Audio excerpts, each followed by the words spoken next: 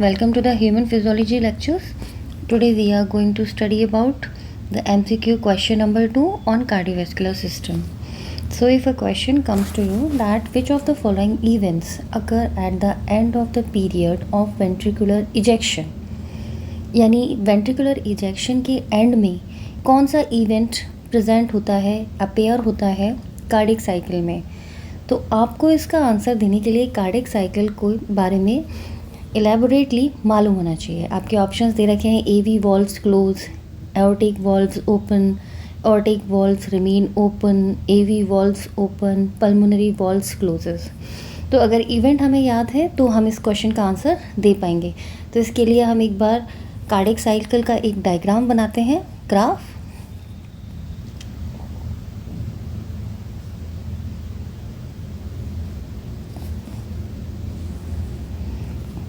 सो ये प्रेशर है यहाँ पे, ओके. ये है 0, then 30, then 60,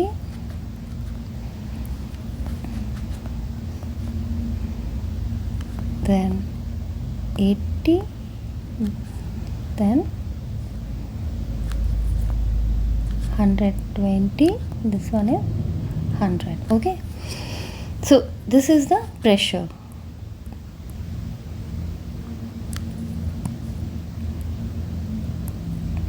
this is the pressure. Pressure किस में आएगा? mmHg, मिलीमीटर ऑफ मर्करी में. और अगर हम यहाँ पे बात करें तो this is the base line. अगर इसी के साथ में हमें याद हो कि अगर हम स्टार्ट करते हैं इस पॉइंट ऑफ व्यू से, तो ये इस पॉइंट पे एवी वॉल्व क्लोज, ठीक है. 80 mmHg के आसपास में opening of semilunar valves. 120 maximum pressure जाएगा. एक नॉच है यहाँ पे, this is closure of semilunar valves. And finally again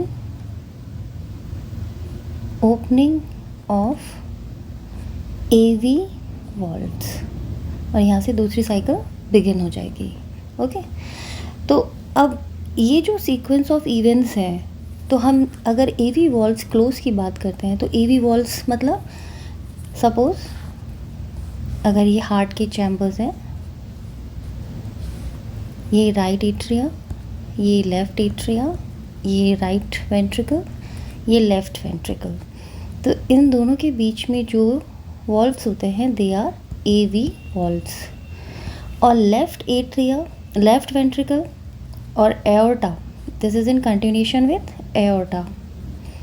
तो ये जो वॉल्व्स होते हैं these are known as semilunar valves. जबकि राइट वेंट्रिकल कंटिन्यूशन में किसके जाता है? Pulmonary artery. तो एओर्टा के थ्रू ये आगे ब्लड जो है वो सिस्टमिक सर्कुलेशन में जाता है, सिस्टमिक सर्कुलेशन, और पल्मोनरी आर्टरी के थ्रू ये लंग्स में, या लंग्स में जाता है पल्मोनरी सर्कुलेशन, ओके. तो हमारा क्वेश्चन ये है कि and of the period of ventricular ejection. Ventricular ejection मतलब एट्रियल वेंट्रिकुलर सिस्टोल.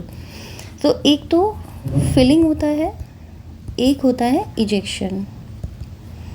क्वेश्चन पूछा गया है वेंट्रिकुलर इजेक्शन पे.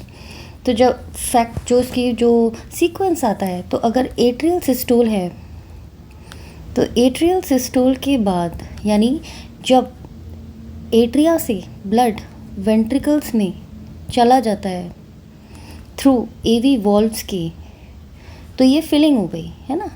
अब जैसे ये कंप्लीट होता है तो what would the next step sequence? Iso volumetric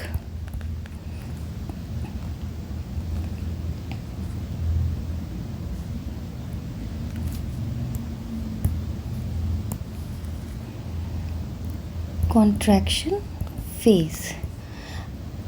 इस आइसोवॉल्यूमेट्रिक कॉन्ट्रैक्शन फिलिंग के बाद, एट्रियल सिस्टोल के बाद ये आइसोवॉल्यूमेट्रिक कॉन्ट्रैक्शन फेज आती है। इस कॉन्ट्रैक्शन फेज में वॉल्यूम में कोई भी चेंज नहीं होता, no change in volume, both atria और वेंट्रिकल्स दोनों की। सो इसमें जो इम्पॉर्टेंट इवेंट होता है कि अब चूँकि कम्प्लीटली वेंट्रिकल्स फिल हो चुके हैं तो अब एवी वॉल्स क्लोज हो जाते हैं।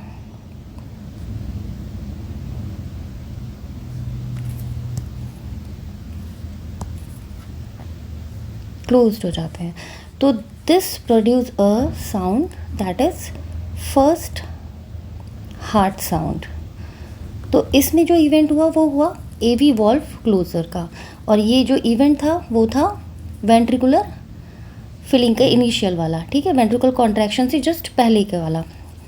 जब वेंट्रिकल्स फिल हो गए एट्रिया से, उसके बाद आइसोवॉल्यूमेट्रिक कॉन्ट्रैक्शन फेज। अब आती है इजेक्शन फेज। इजेक्शन फेज में दो तरीके से इजेक्शन मानते हैं, एक होता है रैपिड इजेक्शन, एक होता है स्लो इजेक्शन।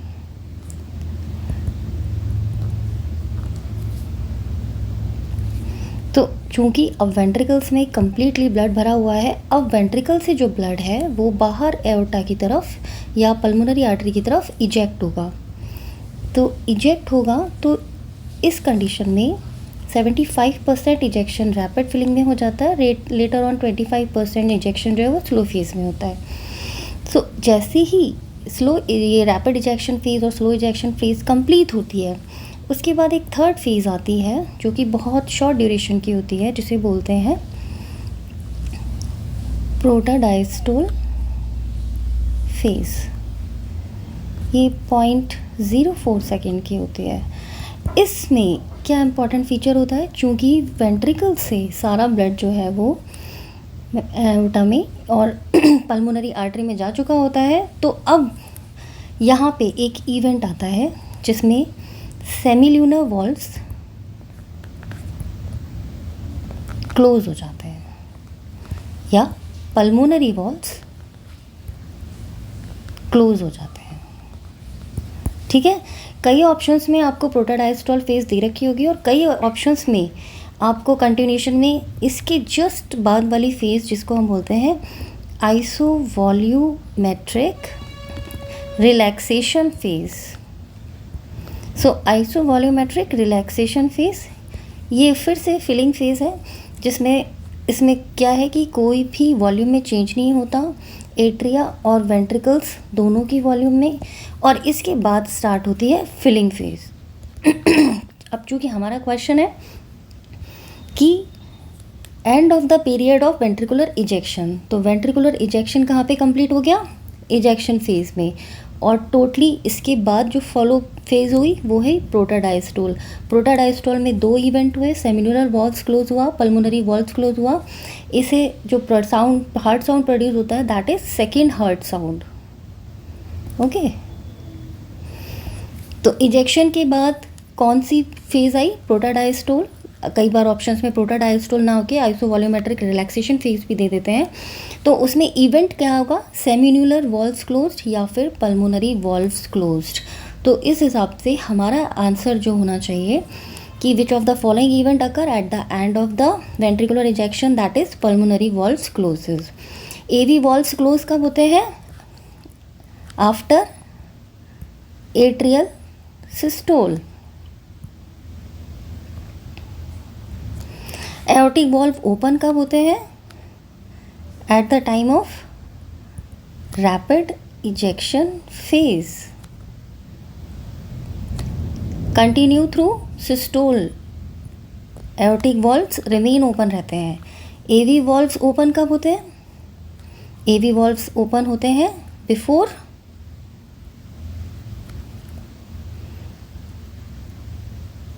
Atrial systole.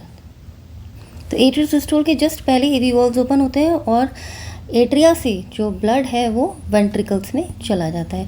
तो इनमें से ये सारे ऑप्शंस जो हैं वो and of the ventricular ejection के बाद नहीं होते। तो हमारा करेक्ट आंसर क्या है? पल्मोनरी वॉल्व्स क्लोजेस, जो कि हमने आपको यहाँ समझाया कि जैसे ही इजेक्शन फेज़ या वेंट्रिकुलर इजेक्शन फेज़ जो है वो कंप्लीट होती है, प्रोटोडायस्टॉल फेज़ में 2 इवेंट्स होते हैं, सेमिनुलर वॉल्व क्लोज होता है, पल्मोनरी वॉल्व क्लोज होता है। हो सकता है क्वेश्चन में कभी आपको सेमिनुलर वॉल्व्स क्लोज दें तो आंसर यही होगा, पल्मोनरी वॉल्व्स क्लोज दें तो आंसर ये होगा। So I hope you would have to understand the question. So if you like the lecture and understand it very well, please like and subscribe my channel. Wish you all the best. Thank you. My notes are also available on Telegram. Thank you very much.